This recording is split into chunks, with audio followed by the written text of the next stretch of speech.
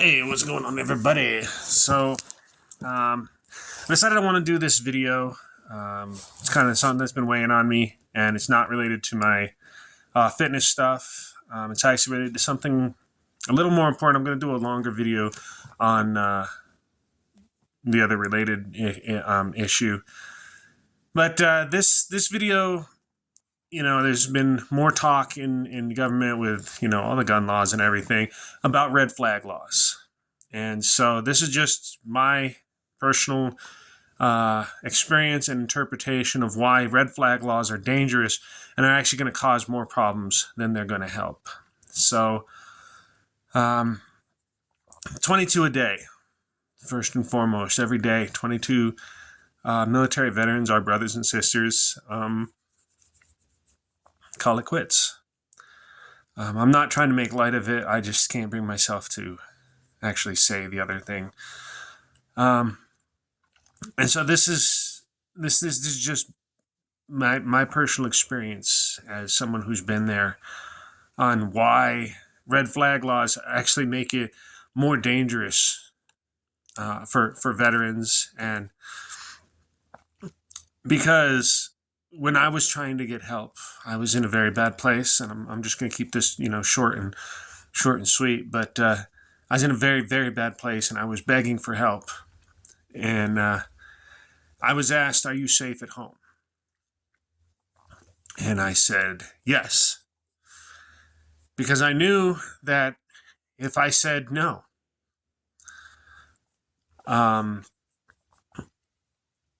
that there was a chance someone was going to come to my home and take away one of my rights. So I said yes, when the opposite was true. And so nobody's concerned. I'm not in that place anymore. But by saying yes, it led them to believe that it was okay to put me on the back burner, that I didn't need immediate help. And that could have ended very badly for me.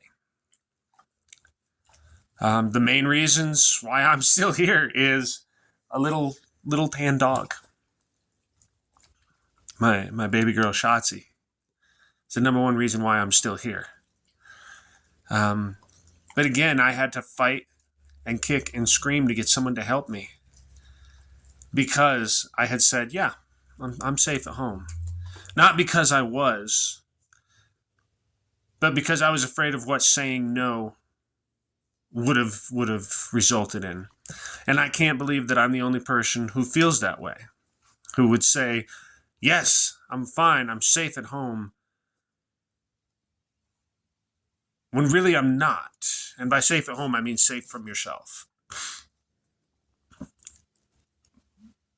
And by putting a measure in place, and I understand where it could be beneficial if someone needs help to be able to get them that help. But with a red flag law, you're going to make people afraid of asking for that help themselves. You're going to make people refuse to get the help they need for fear of the consequences. And that's one of the biggest reasons why there's that 22 a day. Why it's so prevalent in our society right now is because people are more afraid of asking for help than they are of committing crimes. And I see the benefits of these laws, but the detriment can be so much greater. If you put that thought into someone's head, if I ask for help, yeah, I'm feeling, some kind of way. I don't want to be here anymore, but I can't go ask for help. Because if I do, they're going to come in my house and take away my Second Amendment rights.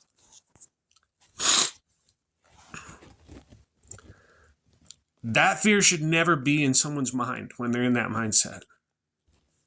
It is a horrible, and you're dealing with enough at that point. You're dealing with enough fear for me, it was fear of myself.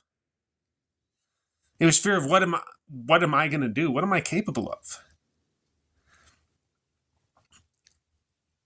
And on top of that, I had to be afraid of asking for help, of specifically asking for help. I had to skirt around what the real problem was because I was afraid of a red flag law. I wouldn't let my friends and family know the state I was in because I love them to death and I trust them with my life. But they're also very good people. They're very well-intentioned people. And what they may have decided to do out of good intentions. And it took a long time to finally get the help I needed because of that.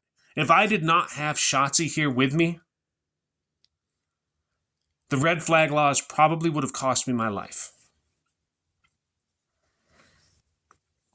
It probably would have cost me my life. Because while you think you're helping someone, what you're doing is giving them a reason not to ask for help. You're giving them a reason to hide how they're feeling, to hide their demons from you. And that is the worst sensation on earth, that you are alone, that there is no one that can help you.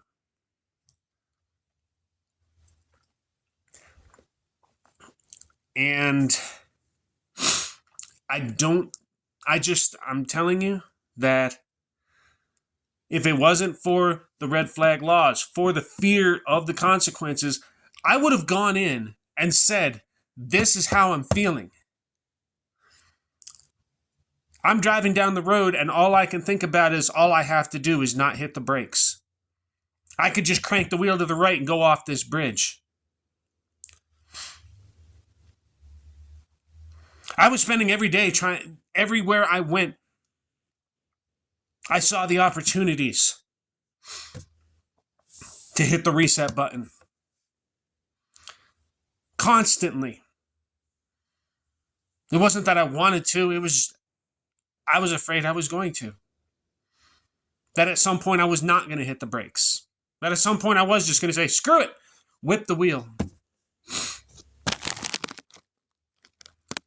And instead of getting the help I needed to help me through that, I bottled it up. I held it in because I was afraid of the consequences if I did.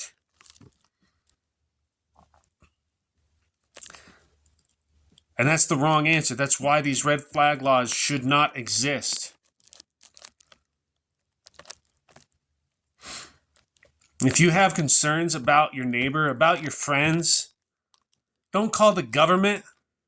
Talk to them. It's nobody's business but theirs. But in order to help them, you need to make them feel comfortable sharing those facts with you. And again, I'm going to make another video after this that's going to be a little more detail about these, but I don't want the focus to be on that right now. I want the focus for y'all to understand that red flag laws are more dangerous because they make the person feel more isolated. They make the person feel like they can't trust the people they love, the people who they should be going to for help, for support. Because of the consequences, because who knows what a well-intentioned phone call could result in. So I know I'm just repeating myself at this point. This is a subject that's very difficult for me. And like I said in my other video, I'm going to get more in depth. And yes, I do break up a little bit about this for multiple reasons. But it's something that I think we need to be more open about talking about. We need to let each other know the state we're in. And we need to be comfortable doing it. There should not be a fear that because you asked for help, somebody is going to come into your home and take away your Second Amendment rights.